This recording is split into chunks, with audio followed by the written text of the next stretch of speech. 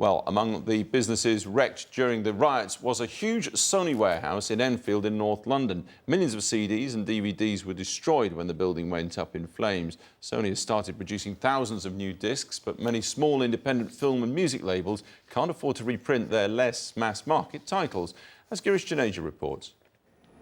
Nearly 2 weeks after the blaze, the heart of Britain's independent film and music industry still lies on the ruins.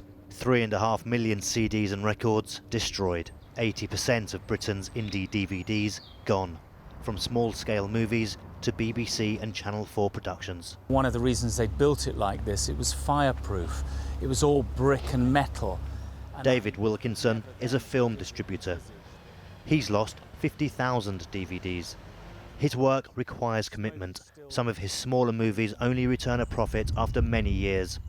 Although he's confident the insurance will pay out, it's simply too expensive for him to reprint every film that was destroyed. Very sadly, I've had to go through my entire catalogue and I've had to elbow 27 British films from DVD distribution, which is, very sad for me and is probably devastating for those filmmakers who've spent, up to 5 years making their films. These are some of David Wilkinson's lost 27. And he's a small distributor. The industry is worth £750 million a year. Larger companies are suffering cash flow problems and may, in the short term at least, need to lay off staff. One of the lost 27 is Urban Ghost Story. So this is our little office where all the magic happens. Not just Ghost Story.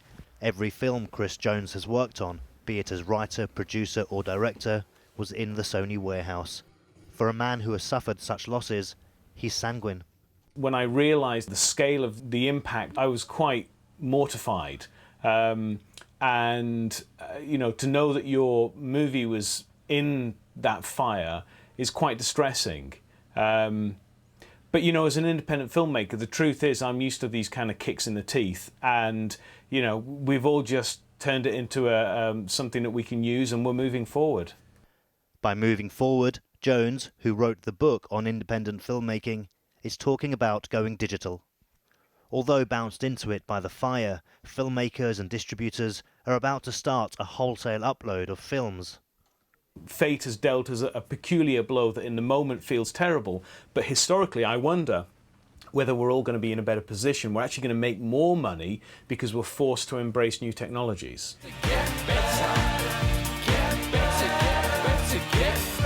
The indie music sector, while more comfortable with digital technology, is also reeling. Get Better is by Scroobius Pip and Dan Lassac. Most of their unsold work is destroyed, and Dan Lassac's new single won't meet its scheduled release date later this year. There's people who have experienced far worse, but it's just interesting to see how much that one fire, that one act of vandalism can affect the music industry, because I'm not the only one. There's so many bands that have lost their stock for release next week. Despite internet campaigns and industry-wide support, it's mainly the big selling stars like the Arctic Monkeys or Adele who will have their CDs reprinted and available in stores. There's so many records out there that some kid's not going to fall in love with it because they didn't stumble across it in Banquet Records or whatever. It's truly gut-wrenching. You should still be able to find your music. You should still be able to find your musical history and not have it wiped off the planet by mindless vandalism. 5 people have been arrested over that mindless vandalism and are currently on bail. Girish Juneja there on A Lost Archive. You can contact me direct on Twitter at Alex Tomo. We're back tomorrow, 6:25. Till then, that is Channel 4 News. Good evening.